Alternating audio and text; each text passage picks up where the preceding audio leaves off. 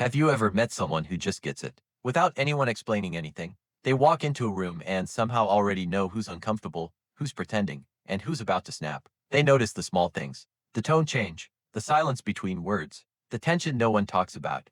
And you think, how are they so aware? Here's the part most people don't see. That kind of awareness usually isn't taught. It's built, slowly, quietly, and often in situations where being unaware wasn't an option. There's a growing idea in psychology that some people develop a very specific kind of intelligence not from school, not from books, but from life experiences that forced their brain to adapt early. You could call it survival intelligence, because at some point, their environment required them to pay attention in a deeper way, not for curiosity, but for safety. Let's start with something simple. Some people don't enter a room. They scan it. Before they sit down, before they speak, something inside them is already observing everything. Who looks tense? Who avoids eye contact? Who feels off? It happens so fast they don't even realize they're doing it. This isn't magic. It's the brain recognizing patterns. When you grow up in unpredictable situations, your mind learns one rule: pay attention, or pay the price. So over time, it becomes automatic. You don't just see people. You read them. Now here's where it gets deeper. You might notice emotions in others before they notice them in themselves. Someone says, "I'm fine," but something in you says, "No, they're not." You pick up on small shifts like a slight pause, a forced smile, a change in energy. And sometimes, it feels like you're carrying emotions that aren't even yours. This kind of sensitivity often develops when someone had to stay emotionally aware of others. Growing up. Because understanding someone else's mood wasn't optional. It was necessary. So your brain learned to tune in constantly. Not just to words, but to what's underneath them. But here's something surprising. In moments where everything falls apart, you don't. When there's chaos, pressure, or urgency, something inside you becomes calm, clear, focused. While others panic, you start thinking, what's the next step? It's almost like your brain switches modes. That's because what feels overwhelming to others might feel familiar to you. Your system has experienced intensity before. So instead of shutting down, it adapts. You don't freeze. You figure things out. Another thing you might recognize: you think about people a lot. Not in a casual way, but deeply. You replay conversations. You analyze reactions. You try to understand why someone said something, not just what they said. You notice patterns in behavior. You wonder what people are feeling beneath the surface. This isn't overthinking for no reason. It's something your mind learned early on. If I understand people, I can navigate them. So without realizing it, you became a quiet observer of human nature. Now pause for a second. Everything we've talked about so far, your awareness, your empathy, your ability to stay calm under pressure, these aren't random personality traits. They're adaptations. Your brain shaped itself around your experiences, and instead of shutting down, it found ways to become sharper. More responsive, more aware. Let's go further. You probably don't rely on people easily.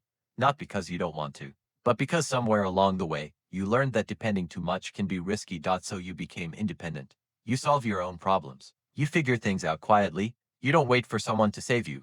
And from the outside, it looks like strength. But underneath, it's something your brain built to protect you.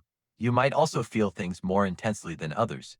Music hits harder. Certain moments stay with you longer. Injustice doesn't just bother you, it affects you deeply. Even small acts of kindness can feel overwhelming. Like something in your chest opens up. This emotional depth isn't weakness. It's sensitivity that's been turned all the way up, because your brain has spent years processing emotions at a high level. So now, you don't just experience life. You feel it, but there's a trade-off. Trust doesn't come easy. You don't open up quickly. You don't believe everything you hear. You watch. You wait. You test. Not in an obvious way, but internally. Because your mind has learned that not everything is as it seems. So it builds filters. And while that can make relationships harder at first, it also means when you do trust someone, it's real. It's deep. It's not surface level. There's also something else most people don't talk about. Rest can feel uncomfortable. Silence isn't always peaceful. When everything slows down, your mind doesn't always relax. It starts thinking, replaying, analyzing, because your system is used to being alert. So stillness can feel unfamiliar, even unsafe. And learning how to truly relax, that becomes its own kind of challenge. And then there's this final piece. You don't move through life randomly. You think about meaning. You think about why things happen, what matters, what doesn't. You've seen enough, felt enough, to know that life isn't simple. So you don't treat it casually. There's a quiet depth in how you see the world, like you're always searching for something real. Something honest. Something that actually matters. But here's the important part. None of this means the experiences that shaped you were easy, or something to glorify. There's a cost to becoming this aware, a cost to feeling this deeply, to thinking this much, to always being tuned in. The strength is real, but so is the weight. What this really shows is something powerful about the human mind. It doesn't just break under pressure. It adapts. It learns. It transforms. Sometimes in ways that are invisible to everyone else. So if you recognize yourself in this, if you've ever wondered why you feel different, why you notice more, why your mind works the way it does, this might be why. Not because something is wrong with you, but because something in your life required you to grow faster and deeper than most. And now the real question isn't, why am I like this? The real question is, what are you going to do with it? Because the same awareness that once protected you can now guide you. The same sensitivity that once overwhelmed you can now connect you. The same mind that learned to survive can learn to live.